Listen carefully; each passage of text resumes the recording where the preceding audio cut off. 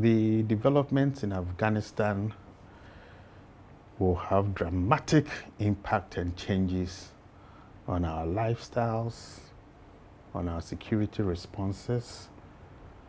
And I think it's something that we need to begin to think through very carefully.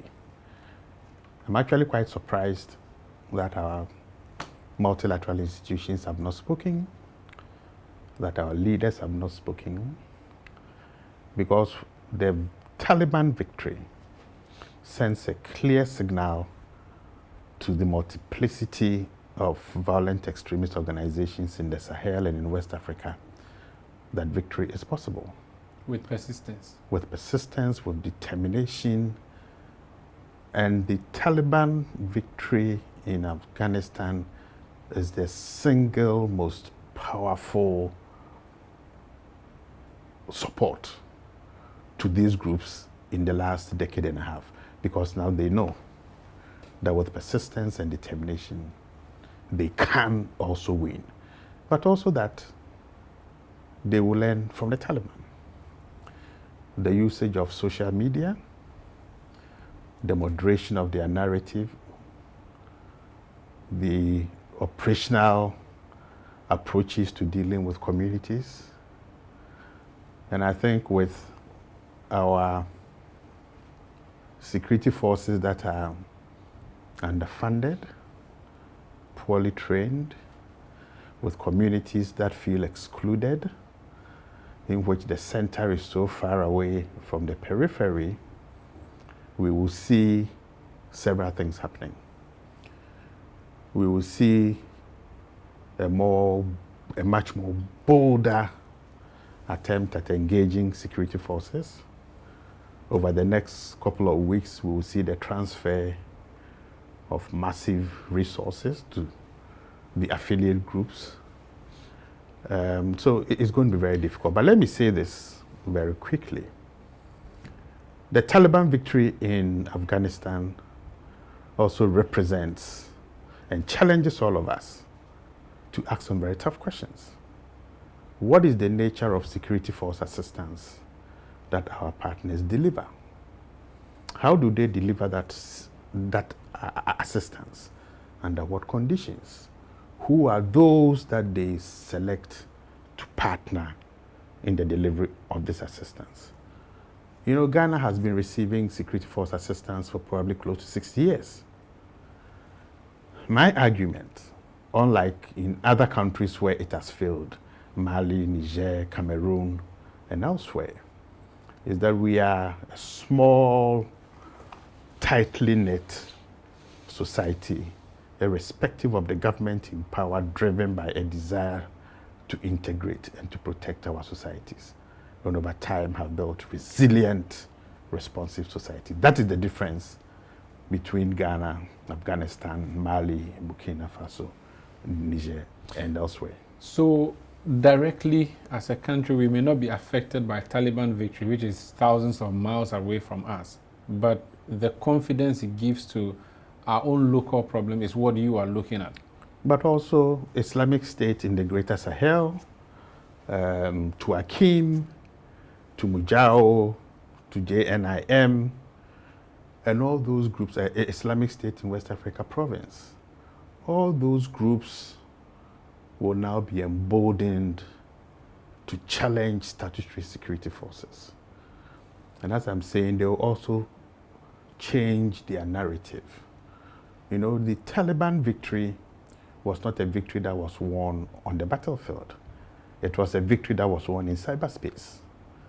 And that recognition that you can use the tools provided by social media to send your message in a manner that is very cheap. It doesn't cost $100 to take a film, shoot a film, a message that is couched in a manner that is appealing and understandable, and within seconds of sending it to, let's say, 100 people, it replicates to 1 million people. You can't control the spread. You can't control the spread, and that is what the Taliban victory has shown us. But it's also shown us that for a determined people, the loss of lives over time doesn't mean anything. It is the strategic long-term objective that matters. We may not agree with the Taliban in terms of what they want to do with respect to the girl child education, with women's rights. But here we are looking at preventing similar things from happening to us. And my argument is very simple. They will try by supporting their affiliates, particularly Islamic State in the Greater Sahel, whose slogan is to remain and to expand. Do they see themselves as a network? Does the Taliban see IS as a friend? Do they think they have a common goal? You know, that is part of the excitement about this. The nature of the relationships and the partnerships and collaboration, but also underpinned by conflict, contestation, and struggle for those who support them for geographical space. So in the medium term, in the short to medium term, they will see themselves collaborating, but in the medium to long term, the splits will come as the desire for more adherence, power, territorial space. So the West becomes a common enemy temporarily. Later they could split among their own selves in their homes, but they will deal with the West and everybody who they consider an invading force. No, as for the West, I think they will leave them out there for now. We are much easier, softer target. What would they benefit if they targeted Ghana, for instance? What space, would have... geographical space, more adherence, access to alluvial gold, access to equipment, access to cattle to sell. I mean, you and I have an interest in cattle and fresh milk. Okay, so it is not just about how small a country is. It is the symbolism of the victory of particular states. So if you take a country like Ghana, one of the world's leading troop contributing countries for international peacekeeping. I mean, the sheer symbolism of being able to strike or make a successful strike, and the propaganda value is so high. But you know what? I mean, I think people will be dismissive of this. I've traveled around the boundaries of this country.